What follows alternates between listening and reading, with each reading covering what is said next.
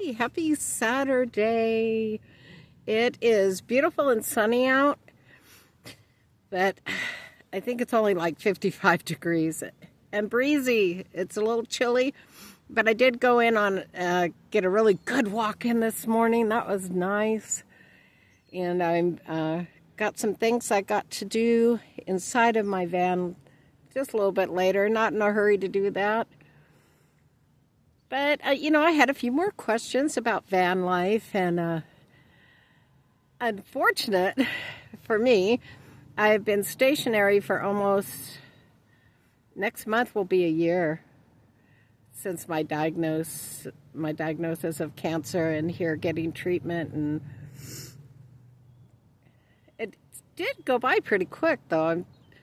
I'm just stir crazy now. I want to move, go and do things.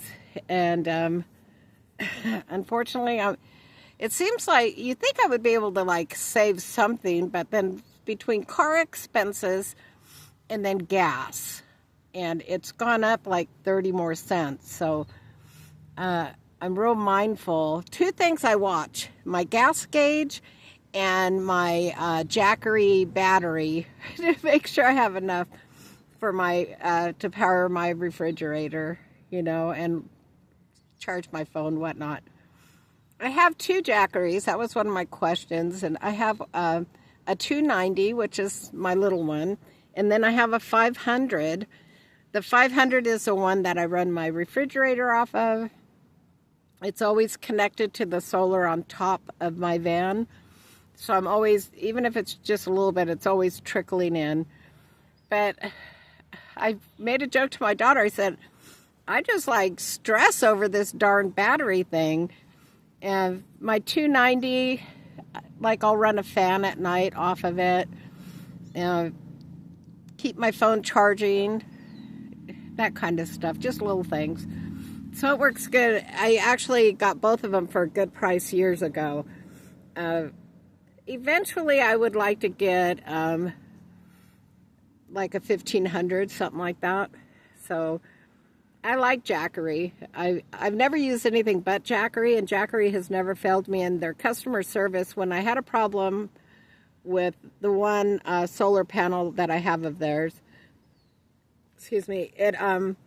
they're great. They sent me another one. So they're really good at making sure, their guarantee is their guarantee. They warranty stuff really good. So that makes it really nice. So that's how I power my stuff. I'm always telling my daughter, look, I don't have to worry about if my power goes out as if you would in a traditional home. I have my power bank, so it works out good. So that was that. And the other one was, well, what do? I do a lot of just sitting lately, reading, listening to, Audible Bible, just a bunch of nothings, stuff that a year ago I wouldn't even think about, just sitting. I like to go. There's so many places I want to go, like ghost towns. And just like when I went to the cemetery and day before yesterday, I think it was, yeah. And number one, I had such anxiety because that town is crazy. But then I'm thinking, gosh, I just wasted that gas. I didn't even get to go back into it. So, yeah, I'm sure God is teaching me some kind of a lesson in all this.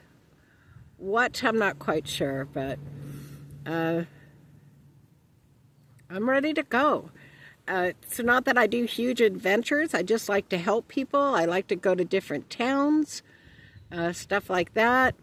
There's all these ghost towns that I love. Ghost towns. I love going to the mountains, but I'm always watching my gas, and I'll be thankful when I won't have to be doing that. That'll be a good thing.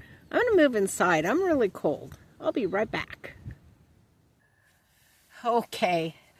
Another thing I've noticed is with chemotherapy, I seem to be cold a lot.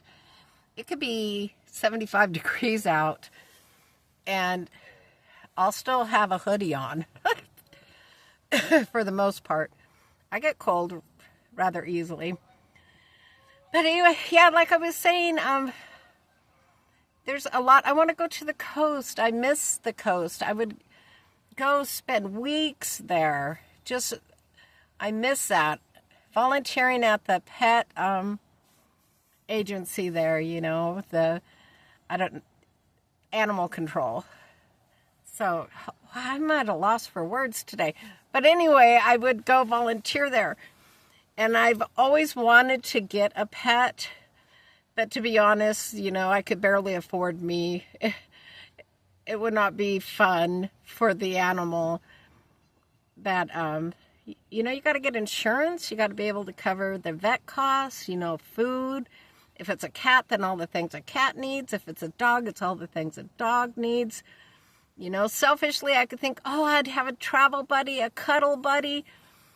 But in reality, it just would not be fair to the little fur baby. So, yeah, with that, I'm just going to pause. But in the meantime, I could go and help. They have it's called Green Hill here in the one town over. And I thought about volunteering there. I used to go there just to hang out with the animals here and there years ago. And I didn't have too great of an experience. And I'm sure the majority of the people there aren't there anymore. But I tend to, if I have a bad experience, I tend to not want to go back to whatever the place is. But Green Hill Humane Society, there you go. Finally thought of, it's a humane society in Florence, Oregon. But yeah, I just won't do it. I'll do that with stores too. If I have a bad experience, I just won't go back in. I don't go to restaurants, but in the past when I did go to restaurants, bad experience, I just won't go back, I don't ever complain. I just don't go back. That's just how I am. So to answer that question, I have spent this last almost year, first of all, thankful to God for sparing me from cancer. And there was many, many lessons in that. I think the hardest part of the cancer journey and the happiest. So the happiest was August 7th when they said, well, you're cancer free. We cannot find any cancer. This is like I've had my second PET scan. They go, we just can't find any. But you still got to do treatment. And I was like, okay. They didn't want any surprises coming up. But 10 days after that, my baby brother died of cancer. And that was like trying to understand why God spares some and does not spare others. And that was something probably for about a month. I talked to God a lot about it. It's like, I don't understand. It's not for me to understand. But, my brother was only 59. He had children and grandchildren, and had been married forever to his wife and, worked hard his whole life. And so now I'm okay with it because I know that, first of all, I don't have to have understanding, and God's timing is God's timing, We don't get to control when our last day will be. It truly is God's timing. So, and it wasn't that my brother had done anything wrong, but it was definitely a question because here I'm celebrating and I'm happy, August 7th, and 10 days later, my brother passed. So that was a difficult time. So I've learned how to trust God even more than I ever had in the past. So that was a big lesson for me. It was also a lesson that it's okay to grieve. I've always tried to be the strong person that no matter what happens, you know, in life, I want to be strong for that person. I want to be there, especially when it comes to family. You know, you want to be there. You want to be supportive. You don't want to. Same when I call him my son-in-law. A year ago, this past January, he passed of cancer. And I was there with my daughter when actually I had gotten sick from cancer just, you know, like 4 months later after his passing. And I just never grieved at that time the passing of Bill until my brother passed away. And then it was just everything came out, you know. It's like all the sorrow and the hurt, and you know. And then I'm proud of my daughter. Her and my grandson are doing amazing since his passing, and you know. But I've always been the one that I'm going to be strong. No matter what, I'm going to be strong. I never cried in front of my daughter when she was going through all that. I was just there to support her, you know, and I learned that it's okay. It is so okay to feel anger, to feel grief. You know, we could be angry but sin not. You know, it's okay. It is truly okay.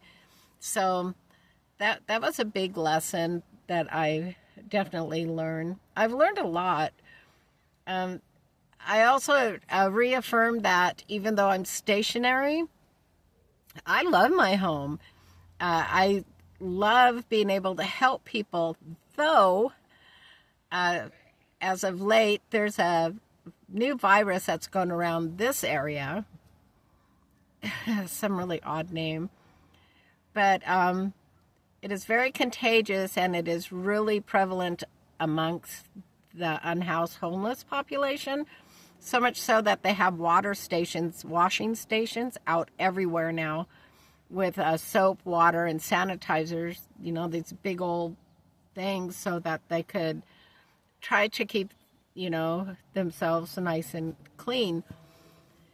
But they had found a gal, I guess last month, at one of the parks in the town over, which is 5 minutes away, laying there unable to move because of this bacterial virus. And they said that it is really hard to treat and it's highly contagious. So, see, that's why I said not too long ago, God's moving me in a different direction. And truly, because I was like right there one-on-one helping people, you know, the unhoused, and that stopped, and it stopped pretty quickly. I still help people, but in a different manner now. But that's like, I take that as God was just protecting me from what he already saw was going to happen. And there's a lot of sick people going around in this county from this virus.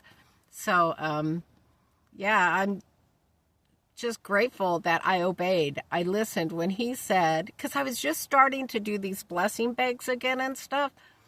And it was like, no, you're not to do this anymore. And I'm serious. It was like, no. So midway, I just stopped and distanced myself from people. If I see people coming up to my van, I'm real quick now at saying, could you, please back away? And I tell them, I don't want to get sick, that there's this viral thing going on. And so, yeah, see, that's another way God protected me.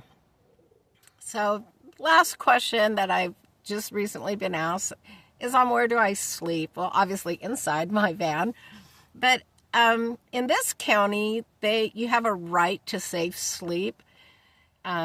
So as long as it's not marked no overnight parking, or no sleeping in your vehicle, you could park on any side of a street. I'm blessed that where I park, I've been there since day one of coming back here, introduced myself to the neighbors and told them, hey, look, I'm here for cancer treatment. I'm not some weird person in a van. and I've gotten to know them, and they're really wonderful and gracious people.